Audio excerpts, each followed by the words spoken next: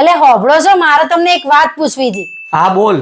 મારા એક પ્રશ્નનો જવાબ આપો તમે. હા હા બોલ બોલ. તમે વિચારો કે મને થોડા ટાઈમમાં કંઈક થઈ જવાનું છે. હાસ. હે? અરે કોઈ નહીં એલી, ચમ આવું બધું બોલસ તું? એવું કોઈ નહીં, પણ તમે ખાલી વિચારો તો ખરા. હાર તે વિચારી લીધું હેડો.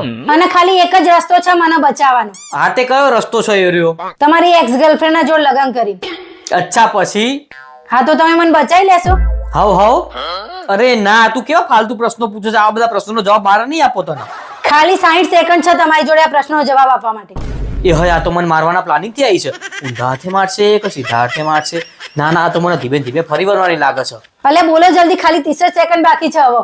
હું એક કામ કરે, તને છૂટાછેડા હાલ દે એટલે તું મારી એક્સ ગર્લફ્રેન્ડ બની જઈને પછી તારી જોડે ફરતી લગ્ન કરી દઈશ. એમ કરીને તારો જીવ બચાવી લે. આવા ટાઈમે તમે મને છૂટાછેડા આપી દેશો?